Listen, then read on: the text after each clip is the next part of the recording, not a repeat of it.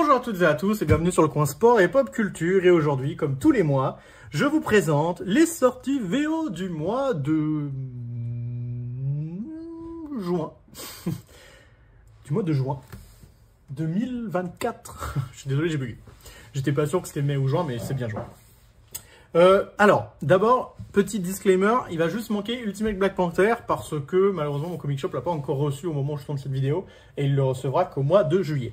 Donc on va commencer dès maintenant avec l'univers de Ghost Machine et plus précisément là l'univers The Unnamed avec Geiger le numéro 3 que j'aime toujours beaucoup, hein, parce que comme vous savez moi Geiger c'est quelque chose que j'aime beaucoup, je trouve ça vachement bien. Et le numéro 3 c'est un tome vachement intéressant qui vous humanise énormément le personnage de Geiger, qui grosso modo essaye d'avoir, ça vous raconte un peu son background, c'est quelqu'un qui aime lire, il vous explique pourquoi il aime lire, etc. Et c'est plutôt touchant, on s'attache vachement au perso, et puis les dessins de Gary Frank, comme vous avez pu le voir, ils sont toujours très très bons. Donc, bon, je vais passer rapidement, mais Geiger c'est toujours très très bien. Pour parler d'un autre comics de l'univers The Unnamed, on a Redcoat, avec toujours des belles couvertures en wraparound, comme on dit.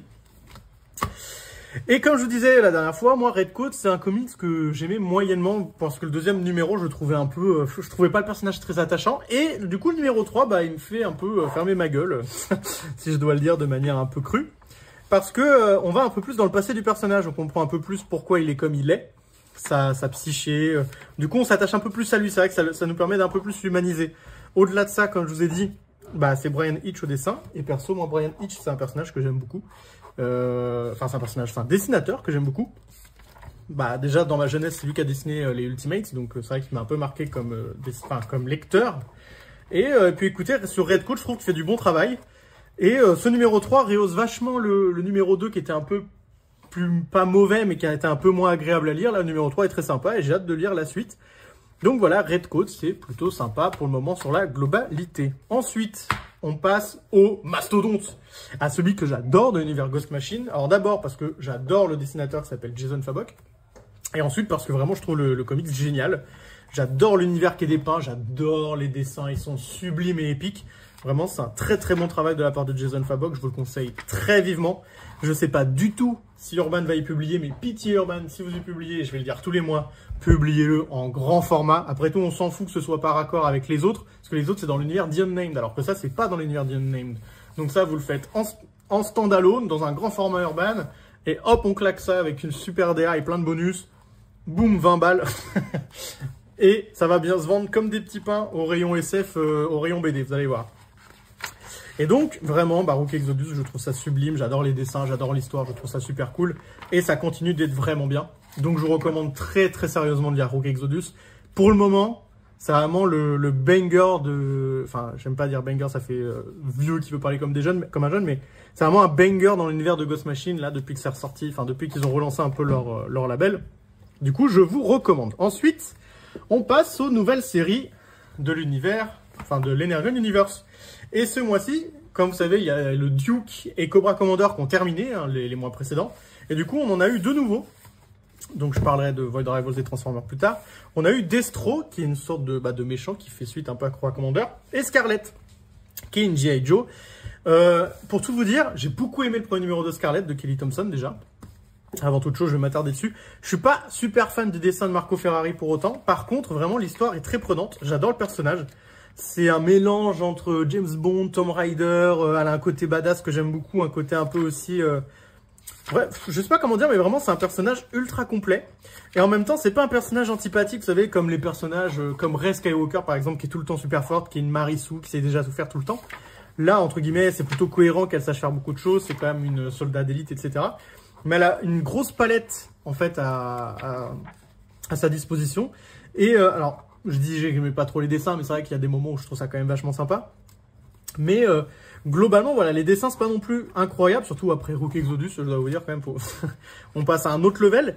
Mais vraiment, le premier numéro est très, très, très positif, surtout que jusqu'ici, Duke et Cobra Commander, moi j'ai bien aimé, c'était sympa. Mais c'est vrai que c'était un peu en deçà de Void Rivals et de Transformers, c'était un peu des spin-offs, et d'ailleurs ça va peut-être l'être aussi. Hein. Mais par contre, pour le premier numéro, c'est très satisfaisant. Donc, écoutez, pour le moment, Scarlett, c'est très bien. Je vous dirai les mois prochains si c'est toujours aussi cool. Ensuite, on passe à Destro avec Dan Waters au scénario et André Bressan au dessin. Alors, pour le coup, là, je serais beaucoup moins... Alors, j'ai pas beaucoup aimé le premier numéro. Alors, pas beaucoup aimé, attention, je trouve pas que c'est nul. Hein. Encore une fois, l'Energon Universe, je trouve que sur la globalité, ça reste très bien. Et d'ailleurs, tous les numéros, tout l'univers en lui-même est très bien structuré. C'est juste que c'est vrai que le dessin, déjà, je suis pas archi fan. Je sais pas trop pourquoi, d'ailleurs. Parce qu'il y a un petit côté... je sais pas comment expliquer. C'est vraiment très bizarre à expliquer la vibe que j'ai quand je lis. Mais je sais pas. Donc, comme vous pouvez voir, on retrouve le Cobra Commander. Donc, c'est un peu une sorte de suite spirituelle à Cobra Commander dans l'idée. Et d'ailleurs, j'ai hâte de voir comment Urban va faire. Mais j'espère qu'Urban, si vous n'êtes pas trop bête, vous allez faire une frise au bout d'un moment à la fin de vos éditions VF pour que les gens comprennent dans quel ordre il faut tout lire. Mais globalement, le premier numéro, il n'est pas décevant, mais j'attends de voir un peu plus, quoi. C'est vrai que le personnage de Destro, là, il passe un peu juste pour un méchant lambda, j'ai envie de dire, un peu un méchant à James Bond lambda. Donc il n'a pas beaucoup encore, je trouve, de matière pour nous montrer que c'est un personnage ultra agréable. Comparé au Cobra Commander, où je trouve qu'il avait une sorte de charisme dès le premier numéro. Donc écoutez, on verra. C'est pas nul, c'est sympa à lire. Je n'ai pas trouvé ça horriblement nul. Et ça arrive, et croyez-moi, je vous le dirai si je trouvais ça horriblement nul. En tout cas, je vous le dirai dans ces vidéos-là, parce que c'est vrai que sinon, dans les autres vidéos, je vous présente pas les choses que j'aime pas. Mais quand je lis de la VO et que je trouve ça médiocre ou pas bien, je vous le dis dans ces vidéos-là. Mais Destro, ma foi, bah écoutez, c'était pas incroyable, mais c'était pas nul. À voir sur la suite. Si ça s'améliore ou si ça reste juste moyen. Mais voilà, pour le premier numéro, pour le moment, c'est mitigé. Voilà, mitigé, on va dire. Pour le moment, il n'y a pas de quoi casser trois pattes à un canard. Ensuite, on continue avec du coup les valeurs sûres. Avec Transformers, ce numéro 9, qui est toujours dessiné par Jorge Corona et scénarisé par Daniel Warren Johnson. Et c'est toujours très très bien. Toujours très très bien.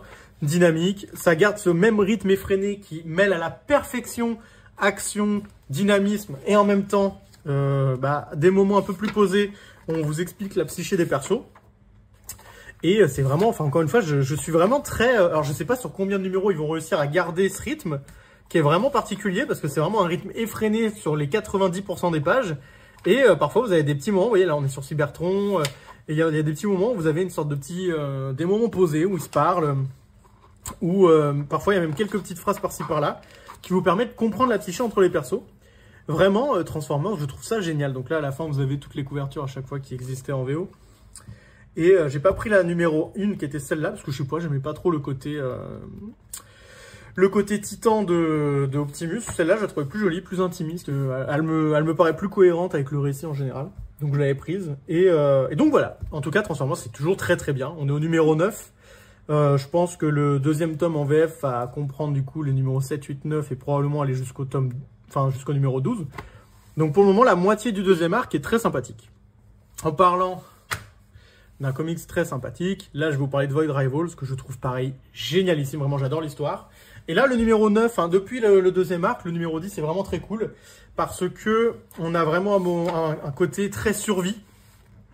Et on a l'apparition d'un Transformers, comme vous pouvez le voir ici, qui vient un peu, en fait, ni aider, ni pas aider les protagonistes. Enfin, c'est une question de point de vue, en fait. Mais en tout cas, enfin, question de point de vue, pas vraiment, parce que là, vous allez voir que du coup, ils vont rentrer dedans et tout. Mais j'ai beaucoup aimé le numéro 9-10. Enfin, là, le second arc, globalement, de Void Rivals, le premier arc était très cool, le côté survie, un peu enjeu d'agent double, etc.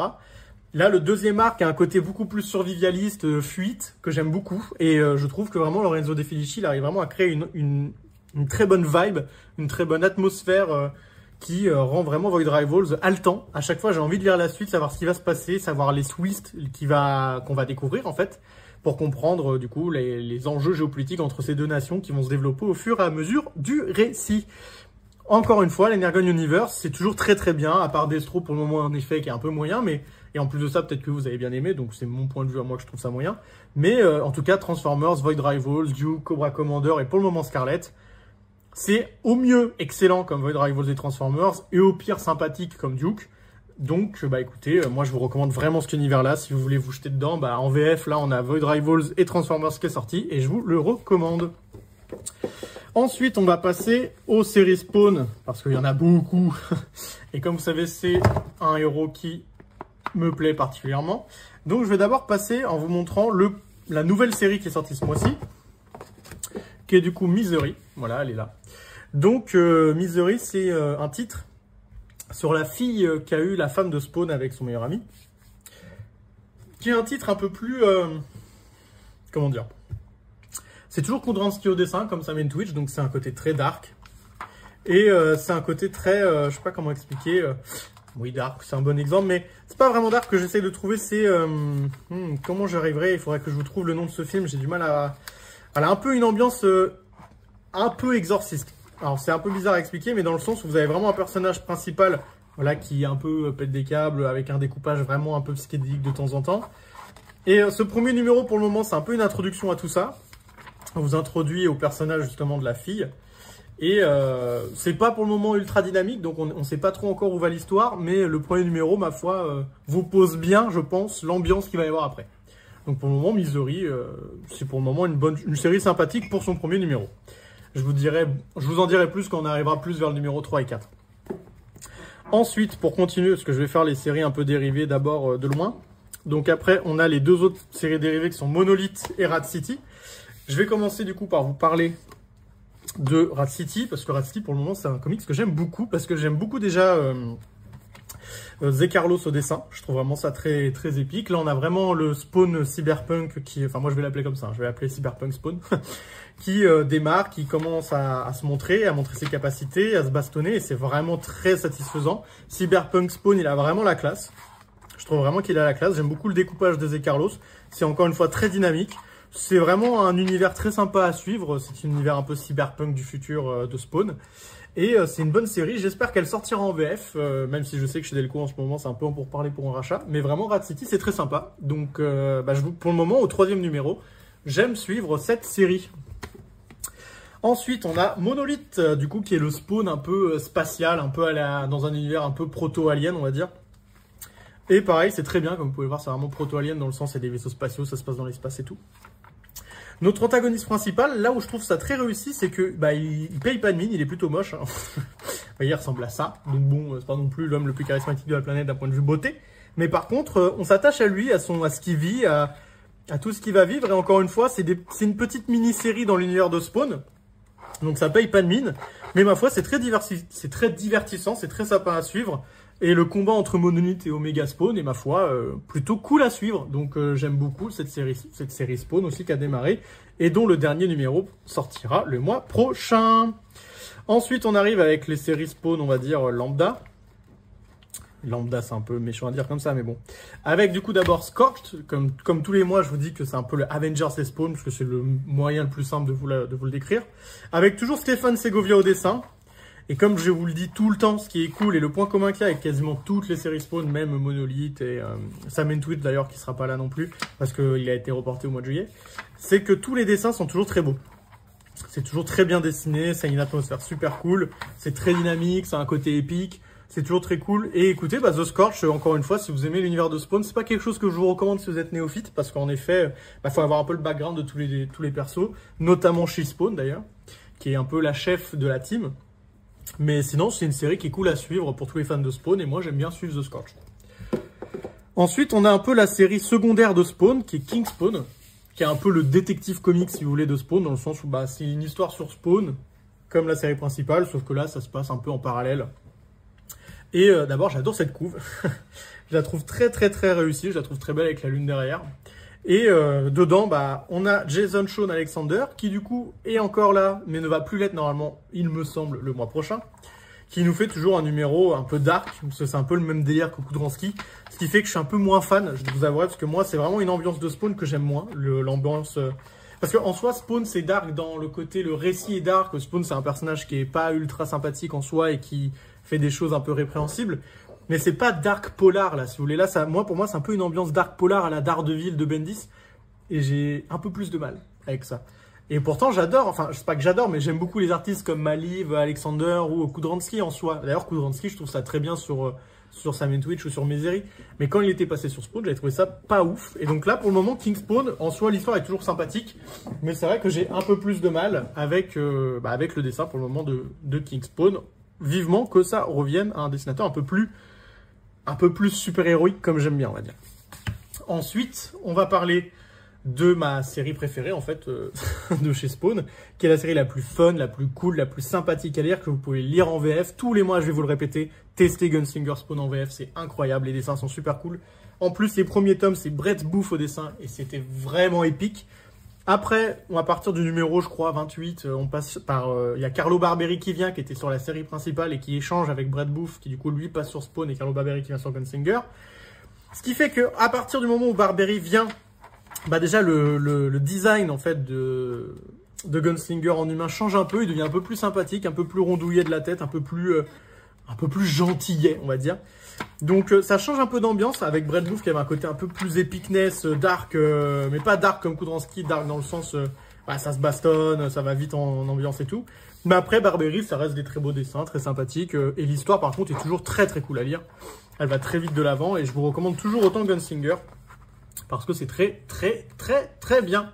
Surtout comme je vous dis, en plus si vous commencez en VF, vous allez avoir je crois 3 tomes qui sont sortis ou 4, je crois qu'il y en a 3. Et vous allez vraiment pas regretter parce que les 3 premiers tomes déjà qui sont sortis en VF sont vraiment très très cool. Et globalement, la série est très très cool, même si le changement de dessinateur change un tantinet l'ambiance, je trouve, générale. Mais vraiment, sinon à part ça, Gunslinger, c'est vraiment top. Enfin, je vous parle de la dernière série qui est du coup Spawn normal. Du coup, vous en doutez, c'est plutôt bien. Je serais pas assez fou pour continuer 300, au-delà de 350 numéros si je trouvais pas ça incroyablement. Enfin, incroyablement. Si je trouvais pas ça cool. Alors oui, ça reste une Madeleine de Proust, un Spawn pour moi. D'ailleurs, c'est pour ça que j'aime bien tout l'univers. C'est quelque chose que j'ai lu quand j'étais très très jeune. Mais globalement, je trouve le récit toujours aussi bien. Donc là, c'est d'ailleurs une couverture de Carlo Barberi, mais dedans, c'est Brett Booth. Et vous allez voir, j'adore. Je trouve que depuis qu'il a... Alors, je trouvais que son travail sur Gunslinger est probablement le meilleur travail de Brett Booth que j'ai vu sur un comics. Et pourtant, j'avais beaucoup aimé Brett Booth, par exemple, sur son Nightwing, à l'époque des New 52, il me semble.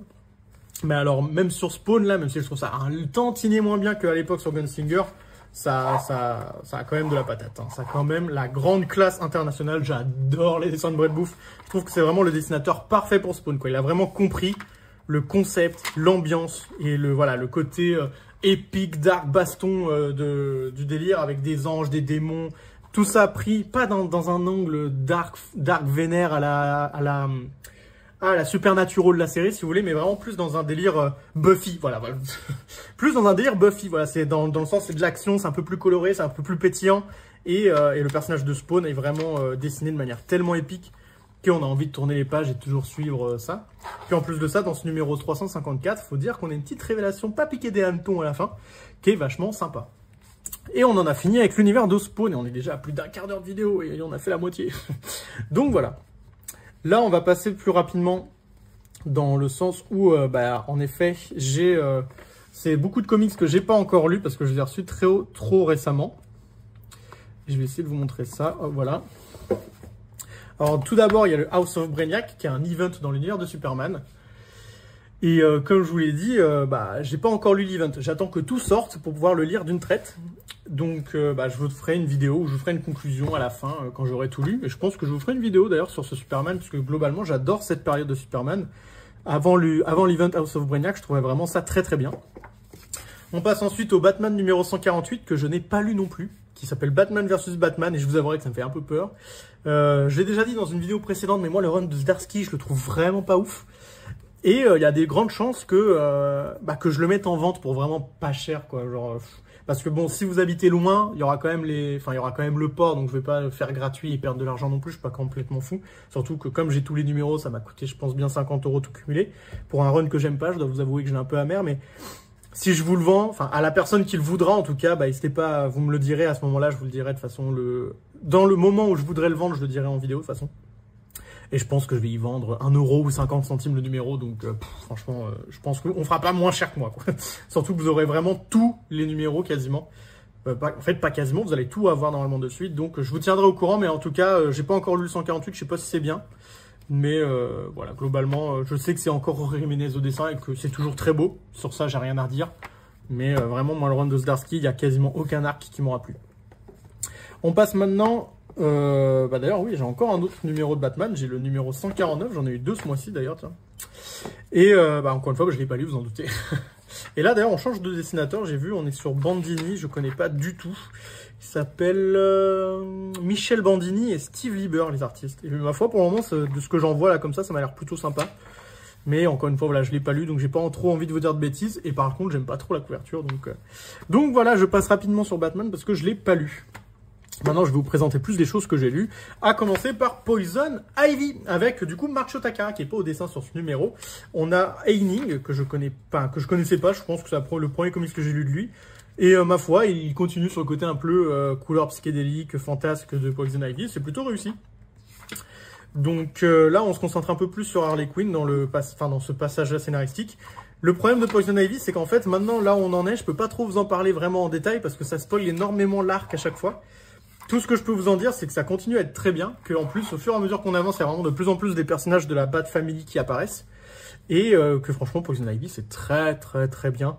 Ça sort en VF en ce moment, je crois qu'on en est au tome 3, il me semble, et je peux que vous encourager, si vous lisez que en VF, à prendre les tomes en VF, au moins le tome 1, tester, parce que franchement, c'est un très bon comics qui vous raconte beaucoup de choses déjà sur le monde, sur l'écologie, sur la femme, et sur le personnage de Poison Ivy en fait en général, sur son background, son origin story, sa psyché et son combat. Donc c'est vraiment un très bon comics qui est accessible à n'importe qui et qui est très agréable à suivre, avec de temps en temps Mark Shotaka qui est un peu en dessous sur certains chapitres et certains dessinateurs qui vont remplacer Mark Shotaka de temps en temps comme ici, qui sont moins bons. Enfin là il est pas moins bon, mais de temps en temps ça arrive qu'il soit. Mais globalement, sur la globalité, Poison Ivy, je pense que c'est l'une des meilleures séries qui sort chez les Big Two en ce moment. Et donc, je peux que vous le recommander. Voilà, j'enchaîne avec The Outsiders. Comme tous les mois, c'est un peu le comics ovni de chez DC que à chaque fois je vous présente. Et comme tous les mois, je vous dis la même chose, c'est vraiment très bien. Chaque comics a une ambiance différente. Et du coup, là, comme vous pouvez le remarquer très rapidement, c'est ambiance Far West. Et c'est vraiment super agréable. Très franchement, en plus, moi, je les lis mois par mois, donc j'ai un peu moins le côté dépaysant à chaque fois, même si, bon, maintenant, je comprends le concept, donc je sais qu'à chaque fois, je m'attends à quelque chose de différent. Mais quand le TPB va ressortir, et si jamais ça sort en VF, ce serait très très bien d'ailleurs, et vous allez voir que ça doit être super cool à lire, parce que chaque numéro est différent, a une ambiance différente, vous emmène quelque part, vous fait voyager. L'histoire est vraiment super cool, ça a vraiment un côté... c'est un mix entre Indiana Jones, Scooby-Doo et super-héros, si vous voulez. Donc c'est un peu spécial, mais vraiment c'est super cool à lire, quoi. Je trouve en plus ces dessinateurs très bons à chaque fois, que ce soit Carré, là. Enfin, j'ai l'habitude de voir Carré et Kelly. Et c'est vraiment très bien. Et vraiment, Outsiders, si jamais vous avez la chance de trouver le TPB plus tard quand ça sortira, prenez-le. Vraiment, prenez-le. Je sais pas comment vous dire, mais je pense sincèrement que ça va plaire à tout le monde, parce que quoi qu'il arrive, comme chaque numéro est différent, avec une ambiance différente, c'est sûr qu'il y a une histoire qui va vous plaire. Pour moi, c'est un peu le même délire que Ice Cream Man. Vous savez, Ice Cream Man, c'est un comics d'horreur que je vous ai déjà présenté sur cette chaîne, où chaque chapitre, même s'il y a une histoire un peu principale, chaque chapitre a une ambiance différente, un côté horrifique différent, etc. Et là, c'est un peu pareil. Sauf que, pareil, vous avez une histoire principale, hein, mais chaque chapitre est vraiment une ambiance, un délire différent, et c'est vraiment très agréable, très rafraîchissant à lire tous les mois. Et j'ai hâte de lire le numéro 9, donc je vous encourage à lire Outsiders quand vous le pourrez, si jamais vous le pouvez. On va ensuite parler de Wonder Woman, qui, du coup, est à chaque fois un comics particulier, parce que voilà, tous les mois, tous les mois, j'ai l'impression de vous dire la même chose, et c'est d'ailleurs la même chose que je vais vous dire encore une fois ici, c'est que c'est très très bien, j'adore, c'est très beau, Daniel Samperi fait un travail incroyable, l'histoire est vraiment super cool en soi, ça raconte des choses vachement cool, et le combat de Diana en général est très cool, mais on alterne entre des pages comme ça, vous voyez, où ça fait blablabla, blablabla. C'est ultra cliché, enfin c'est ultra pas gentil la manière dont je dis, mais vraiment, je sais que là vous vous dites, non mais ça va, il n'y a pas tant de choses à lire. Et oui, en soi, il n'y a pas tant de choses à lire, mais en fait c'est juste que ça raconte des choses à mes yeux qui sont inutiles, qui sont inintéressantes et dont on sait quasiment déjà en fait. Et je sais que je suis mal placé pour parler parce que j'adore Spawn et que Todd McFarlane a un peu une manière de raconter des histoires similaires, c'est-à-dire à blablater pour dire les choses qu'on sait déjà. Mais là, vraiment, c'est lourd. Genre, vraiment, c'est incroyablement lourd et c'est très dommage parce que j'adore les dessins de Samperi. Je trouve vraiment qu'il y a des moments où, vous voyez, comme là, où du coup, je peux pas profiter vraiment à fond de la végétation, des planches, de la mer, de l'eau, des détails. Parce qu'il veut blablater. Tom King, il veut faire blablabla. Ah là là, je ressens ça, il s'est passé ci, il s'est passé ça. Et puis, oh là là, il y avait un intrus, etc. Gros, c'est bon. On le sait. J'ai lu le numéro précédent. Alors, arrête de me raconter des trucs que je suis déjà censé savoir ou qui sont logiques, en fait, à savoir. Mais bon, mis à part ce petit coup de gueule, qui est léger, hein, je le fais un peu tous les mois. Hein, et je sais qu'il y a des gens qui adorent le run de Tom King. Et d'ailleurs, qu'on s'entende bien, je critique ça, mais le run est très très bon. C'est un des meilleurs runs de Wonder Woman que j'ai lu depuis très longtemps. Et ouais, très longtemps, c'est un euphémisme d'ailleurs, hein, parce que la dernière fois que j'ai vraiment beaucoup aimé un run de Wonder Woman, c'était le New 52 qui avait un côté un peu mythologique, mais qui était rien à voir avec ça. Hein. Je trouve ça bien mieux d'ailleurs que le run de New 52 pour le moment. C'est juste que voilà, c'est vrai que la narration est lourde, elle est lourdingue, mais mis à part ce côté-là, les dessins sont sublimes. Les personnages sont vraiment très bien développés, très bien écrits. C'est pas du tout subtil dans le message que ça veut vous faire passer. Hein. On comprend très bien le côté sécuritaire, un peu trumpiste des États-Unis, un peu misogyne, mais par contre, bah c'est très sympa. Les relations entre les persos sont cool, les bastons sont cool. Wonder Woman elle a un côté épique, forte, femme dynamique qui marche très bien. Et bah du coup j'aime beaucoup, je peux que vous recommander de lire malgré tout Wonder Woman, même si c'est vrai qu'il y a des côtés un peu chiants, mais c'est un très bon récit malgré tout, bien qu'il soit un peu lourdingue, comme je vous l'ai déjà dit. Mais donc voilà, je vous recommande sincèrement de lire du coup Wonder Woman, c'est sorti en VF il me semble, ça s'appelle Wonder Woman hors la loi, je crois, en VF, à vérifier mais il me semble que c'est ça. Et ma foi, c'est sympa, voilà. À part, je crois, le deuxième numéro qui m'avait vraiment très déplu, mais à part ça, parce que vraiment dire un épisode filler. Mais à part ça, Wonder Woman, c'est pour le moment vachement sympa. Je vous le recommande, lisez-le, c'est un des meilleurs runs de Wonder Woman depuis très longtemps en plus. Et donc, je peux que vous le recommander.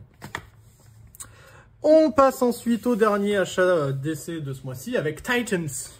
Avec, encore une fois, Tom Taylor au scénario et Meyer au dessin.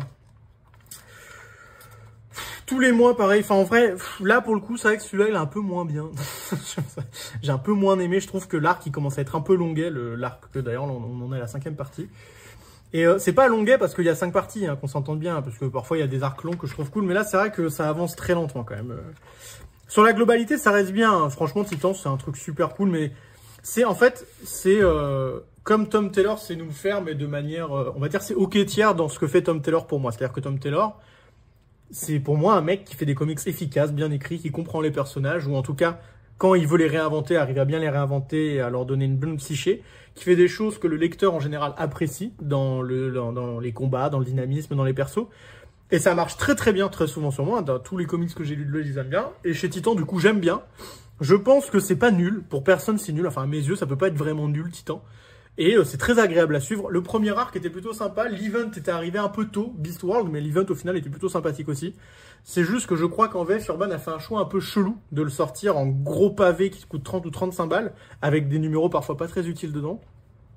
Mais en VO, écoutez, je le suis tous les mois, ça me fait une petite lecture, c'est sympa. C'est en ok tiers, je suis méchant parce qu'en vrai, c'est très c'est très bien fait quoi. C'est pas... Moi, j'avais jamais rien lu de Titan avant, donc je peux pas trop comparer avec d'anciens runs, mais n'hésitez pas si vous savez vous. Mais moi, en tout cas, de ce que j'ai lu, là, pour le moment de ce run-là, je trouve ça plutôt très sympathique à lire, et tous les mois, je suis très content de suivre le récit. C'est pour ça, d'ailleurs, que je continue. On passe maintenant à l'univers Ultimate, et n'oubliez pas, comme je vous ai dit, il manque Ultimate Black Panther, j'en suis désolé, sincèrement. Mais on va vous présenter, du coup, le premier numéro du mois, qui s'appelle The Ultimates. Comme vous pouvez le voir, j'ai pris une variante qui est celle de Brian Hitch parce que pour moi, alors vous allez me dire ce que vous en pensez. On est d'accord que cette couverture-là, elle est iconique. Enfin, moi, je la trouve très iconique. Hein. D'ailleurs, à l'époque où ils avaient annoncé l'univers Ultimate, le nouvel univers Ultimate, cette planche-là était déjà un peu sortie pour le présenter. Et donc, j'étais étonné de ne pas la voir, d'ailleurs, dans les premiers numéros. Et au final, bon, là, ici, et je dois dire que je la trouve beaucoup plus iconique que celle-ci, qui est, ma foi, sympa. Hein, mais moi, c'est pas super inspiré pour un premier numéro des Ultimates, si vous voulez. Donc, voilà. Donc les Ultimates, est-ce que c'est bien? Bah écoutez, pour moi, il faut pas le comparer aux Ultimates qu'on a eu dans les années 2000 pour la bonne et simple raison que ça ne veut pas raconter du tout la même chose. Le Ultimate des années 2000, c'était vraiment le moment où Mark Millar il voulait imposer sa patte, où Brian Hitch il voulait nous en mettre plein la gueule, et du coup c'était vraiment marquant. Enfin vraiment pour moi le premier numéro des Ultimates c'était très marquant avec la Seconde Guerre mondiale, Captain America, etc. Si jamais vous êtes intéressé, j'ai fait une vidéo entière sur ça sur cette chaîne où je vous présente tous les numéros VO que j'ai encore d'époque. Et où vraiment c'est exceptionnel. Là, on est un peu plus dans un côté, dans la continuité de l'univers global, si vous voulez. On n'a pas envie d'en mettre plein la gueule à quelqu'un. Vous voyez, ça commence pas sur les chapeaux de roue. Ça parle beaucoup. Alors, je crois que c'est pas Jonathan Hickman au scénario, là. C'est Camp, mais je trouve qu'on ressent vachement le côté. Je trouve que ça se voit que Jonathan Hickman, il supervise le tout, si vous voulez. Par contre, bah écoutez, Juan Frigeri, je connaissais pas. Et au final, au dessin, ça marche plutôt bien. Mais voilà, pour le moment, ça parle beaucoup, c'est pas très, il n'y a pas beaucoup d'action, ça veut pas vous en mettre, ça veut pas faire, si vous voulez, un comics in the face comme le voulait le premier Ultimates. Mais ce premier numéro est pas mal. Il se termine plutôt de manière un peu, justement, un peu plus dynamique. Et pour le moment, je sais pas trop où ça va, je vous avoue, mais ça commence bien. Voilà, c'est un premier numéro sympathique. On verra sur la globalité si c'est bien. C'est le numéro, je pense que, pour être honnête, voilà, parce que je suis quand même un peu honnête, c'est pas nul, comme je dis, je trouve ça bien. Mais c'est vrai que comme le reste des comics Ultimate sont vraiment très très très bons, bah le fait d'avoir un truc juste bien, c'est un peu décevant, je pense. Donc voilà. Mais sinon, globalement, je sais qu'il y a des gens sur Twitter qui ont trouvé ça très très très très bien. Et globalement, je vous invite toujours à suivre l'univers Ultimate de façon qui est sur la globalité, de façon à minima, très bien. Donc voilà, ça c'était pour le premier numéro d'Ultimate. Ensuite, on continue avec Ultimate X-Men. Et alors là, c'est un peu lent. C'est lent. En fait, c'est lent et long en même temps, parce qu'il faut dire que Peach Momoko a une narration particulière où elle dessine beaucoup avec très peu de blabla. Moi, perso, j'aime beaucoup, parce que je trouve que la BD, bah, c'est censé être un média avant tout de dessin. Et je trouve que c'est très bien réussi. Je trouve que Peach Momoko, elle comprend bien la narration visuelle. Mais l'histoire avance peu. Pour autant, même si elle avance peu, je trouve qu'il y a vraiment une super vibe dans ce comics qui dénote totalement de ce que j'ai pu lire dans les X-Men, dans l'univers général, ou même dans Ultimate X-Men à l'époque de Millar et Bendis. Mais vraiment, le Ultimate X-Men de Momoko, il est unique. Il a une patte visuelle et artistique très particulière et très unique, voilà. Et j'ai hâte de lire la suite. J'aime beaucoup pour le moment comment elle traite tous ces personnages. Et je vous invite vraiment à y lire quand ça sortira en VF ou si vous suivez la VO. Je vous invite à continuer parce que pour le moment, moi, j'adore Ultimate X-Men. J'essaye de faire un peu plus vite, hein, je suis désolé parce qu'on est à plus d'une demi-heure de vidéo. Et enfin, je vous présente l'avant-dernier comics de cette vidéo avec Ultimate Spider-Man, le numéro 6. Alors après un numéro 4 et 5 un peu plus lent, on parle un peu plus des personnages, de comment ils sont et tout. Où il y avait un peu moins Peter Parker en personnage principal d'ailleurs. Là, on revient avec le King, voilà. Avec Spider-Man qui vient, qui fait des choses un peu de super-héros. On a la première vraie confrontation avec le... et voilà, j'ai perdu son nom, je suis un teubé, comme on dit. Alors que, si vous avez vu la série Daredevil, en plus, c'est l'homme méchant principal. Ah, je m'en souviens plus, je suis vraiment bête. Je suis désolé. Ah là là. Il faut me fouetter sur la place publique. Mais en tout cas, bref, pour continuer là-dessus, le numéro 6 est très bien. Ultimate Spider-Man, c'est excellent. De toute façon, j'ai l'impression que tout Ultimate Spider-Man, ça peut être excellent, que ce soit l'ancien ou celui actuel. C'est vraiment génial. Donc, l'univers Ultimate, c'est génial. Je crois qu'en VF, le début commence en début septembre. Et je vous invite vraiment à lire l'univers Ultimate dans sa globalité. Parce que moi, je les trouve tous cool. Même le premier numéro d'Ultimate, qui pour le moment est sympa. Je pense que plus tard, ça va bien se développer, que ça va être cool. Donc voilà, pour le moment, l'univers Ultimate, c'est toujours aussi sympa et je suis content de le suivre. Et enfin, le dernier, c'est The Last Mermaid, le numéro 4, qui est un comics que l'un d'entre vous m'avait recommandé par mail. Alors d'abord, merci, parce que je sais qu'il y en a certains d'entre vous qui m'envoient des mails. Et bah, c'est très gentil de votre part. Je réponds pas tout le temps, je suis désolé, parce que c'est vrai qu'entre le boulot, le chiot, faire des vidéos... répondre à tous les... Je fais de mon mieux, en tout cas, j'essaie de répondre à tous les commentaires et de répondre aux mails quand je le peux. Mais bref, ça pour dire que c'était quelqu'un qui m'avait recommandé Derek Kirk Kim, qui me disait qu'il adorait cet artiste, etc., qu'il fallait que je teste The Last Mermaid. Bah écoute, qui que tu sois, je t'ai écouté. Et bah écoute, pour le moment, j'aime beaucoup. C'est vrai qu'en plus, même le format un peu particulier, parce que c'est un format littéralement carré. C'est pas un format, vous savez, comme les formats Black Label, où c'est un peu plus rectangle, un peu plus grand et tout. C'est un format un peu comics, mais élargi, un peu plus magazine, voilà. Là, on a vraiment un format carré. Et ça marche du tonnerre. Enfin, moi, j'aime bien. Je trouve que c'est un petit format sympa. Les dessins sont très, très beaux. C'est un concept un peu particulier. Vraiment, j'aime bien l'ADA entre manga et comics, un peu. Et donc, voilà, vraiment, The Last Mermaid, ça reste une très bonne découverte. Je vous en parle pas trop parce que je pense sincèrement que quand je vais avoir fini le comics, je vais vous en faire une vidéo entière dessus. Parce que vraiment, c'est un comics que j'ai beaucoup aimé et dont j'aime beaucoup la patte de Derek Kirk Kim. On a enfin terminé cette vidéo. Il était temps. Je suis désolé, je suis un peu long, mais c'est vrai que de tous les mois, de plus en plus, j'ai l'impression d'acheter toujours de plus en plus de comics VO et je deviens un peu fou. C'est pour ça que je crois que je vais arrêter Batman au bout d'un moment ou d'autres numéros parce que sinon je vais finir ruiné. Et donc voilà. Et n'hésitez pas à me dire en commentaire, vous, si vous lisez des choses que vous ne voyez pas dans cette vidéo et que vous trouvez vraiment bien, vraiment, dites-le moi, parce que moi, j'adore découvrir des choses que je connais pas. Même si c'est des choses que je vous présente, que je vous présente pas et dont je vous parle jamais. Un éditeur, par exemple, Boom, je parle jamais de Boom Studio, par exemple, parce que j'achète rien. Dark Horse, c'est très très rare. Là, il va y avoir Mark Millar, donc je vais en parler un peu, mais c'est vrai que je prends rarement des choses chez Dark Horse. Puis même chez Marvel, en fait, hein, chez Marvel, à part l'univers Ultimate, je dis pas grand-chose. Donc si jamais il y a des choses vraiment bien chez Marvel en ce moment, ou d'autres éditeurs et que vous le savez, n'hésitez pas à me le recommander. Si jamais dans cette vidéo, pareil, il y a des comics que vous avez bien aimés, ou que vous n'aimez pas d'ailleurs, n'hésitez pas à me le dire aussi en commentaire. J'adore en fait moi partager la vie des gens. Moi j'estime pas avoir la science infuse, donc quand il y a quelqu'un qui ressent pas la même chose que moi sur un récit, bah, j'aime bien le savoir pour qu'on confronte un peu nos opinions et puis aussi pour comprendre vous ce qui vous déplaît. Parfois je peux me dire ah ouais il avait raison, c'est vrai que ça c'est un défaut, etc. Mais voilà. En tout cas merci d'avoir regardé cette vidéo jusqu'au bout. Je sais que c'était long et je vous souhaite de passer à tous une bonne journée, après-midi, matinée, soirée selon le moment auquel vous regardez cette vidéo. Merci à vous tous. Tchuss.